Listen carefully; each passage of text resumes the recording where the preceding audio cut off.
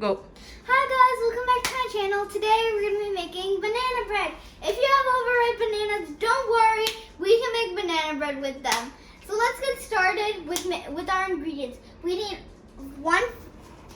all-purpose flour, butter, sugar, salt, eggs, and 2 bananas, baking soda, and vanilla extract. You'll also need a buttered pan that's 4 by 8 inches long. And you'll need a masher or a fork to mash your bananas, and you'll also need a whisk to mix them. You'll also need a big bowl. So let's get started with making our banana bread. So before you mash your ripe bananas, you might want to go over to your oven and preheat it for 350 degrees Fahrenheit so then you can mash your bananas afterward. So let's get started with mashing. If you don't have a masher, I told you I'll show you how to do it with the fork, so let's get started with the fork. You can just mash it like that. I think it's gonna be easier with the masher because you don't have to press so hard. So I'm gonna continue with the masher.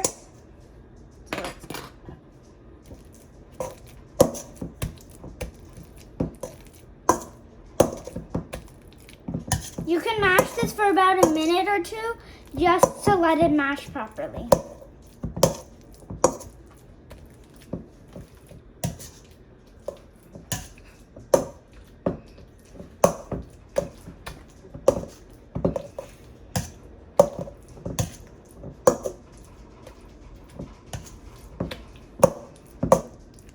So now you can see how nice the bananas are mashed together. So now we're gonna add our butter.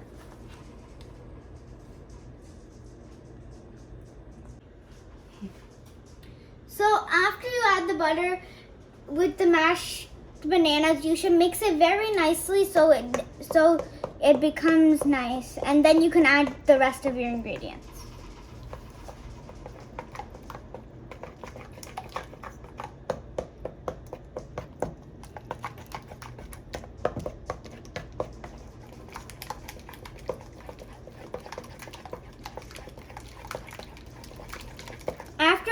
After mixing it for a couple of minutes, you can add your egg.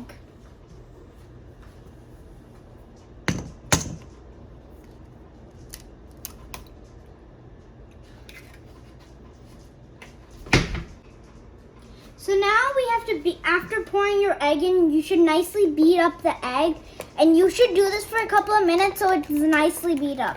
Or you should use a whisk so it will help speed up the process.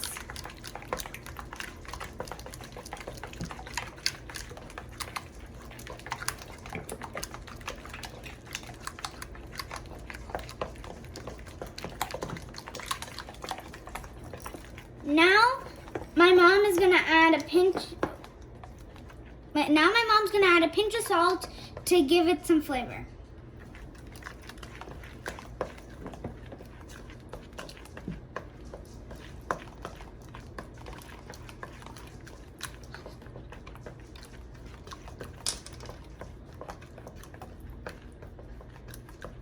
Now we're gonna add our vanilla extract.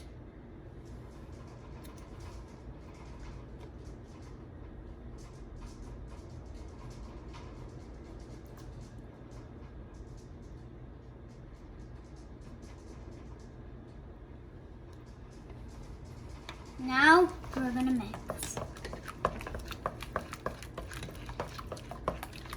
Now it smells amazing. This batter is like the best batter we've made so far. It smells amazing and I love it.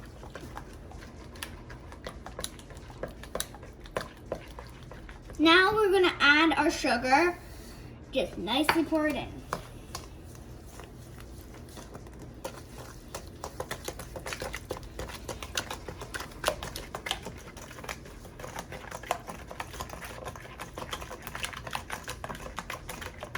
So now you can see how the batter is nicely mixed, but with almost all our ingredients. We have 2 more ingredients left. That is our all-purpose flour and our baking soda. You'll be thinking, why do you have only your all-purpose flour? That's because I swifted it with my baking powder. baking soda. So now I'm going to dump it in, but dump it in half or a third of the way.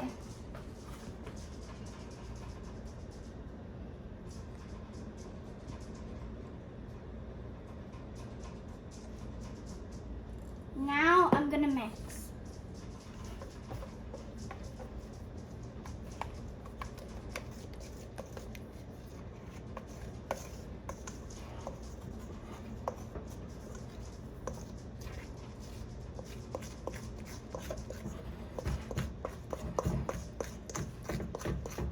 Scrape down all the sides so you don't have any baking powder and things left over.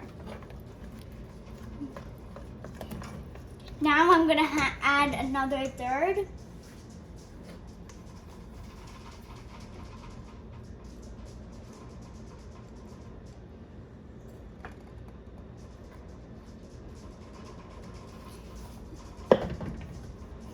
So that your parents can help you, or you can do it on your own. Now I'm going to start mixing. So now we've mixed another portion, our second third, and now we're going to add our last third. And now I'm going to mix. Now this is becoming like a dough, except it shouldn't, but it is. And it looks good while it's becoming the dough. So now you can see our batter is ready.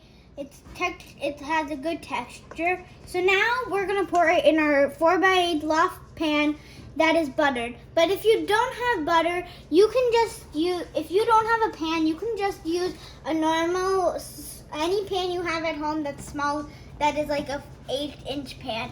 My mom already prepared one banana bread in this pan, and it has nuts in it.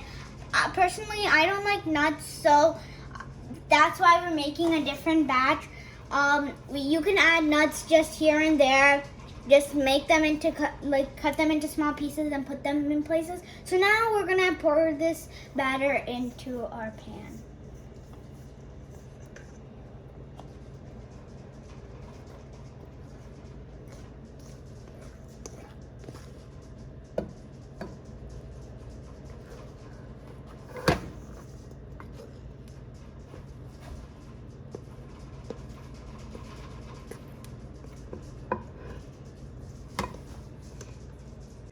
So now you can see the batter is poured into the pan. For this, your parents can come in and help you pour because you might have a really big bowl. So now I'm going to you should tap it lightly to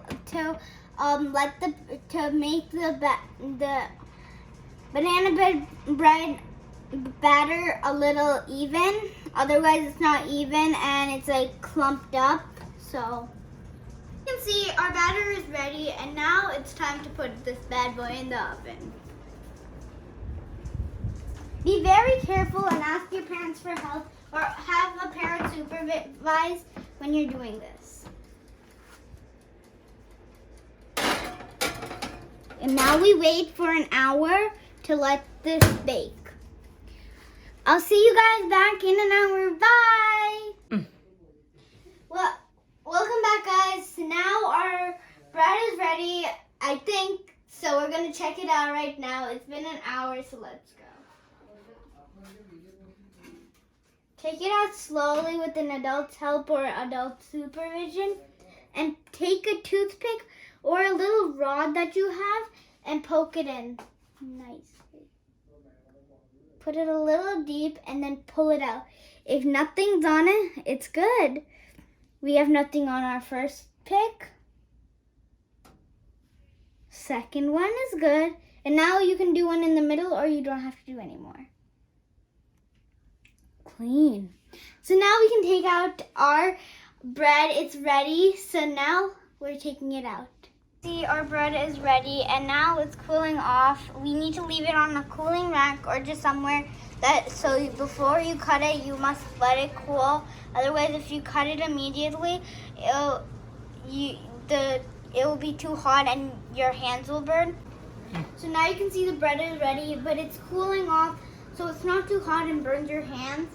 So so you can see it right here.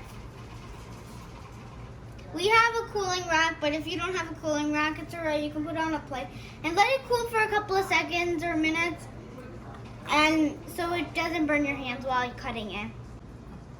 So now you can see our perfectly sliced bread pieces. They're really soft and they're squishy.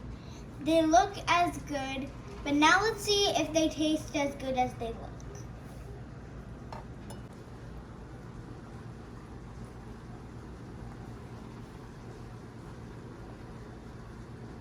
This tastes amazing.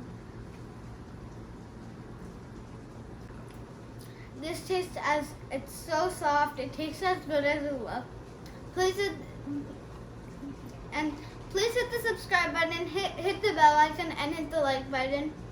To get more notifications, hit the bell icon, and we'll see you next time. Bye!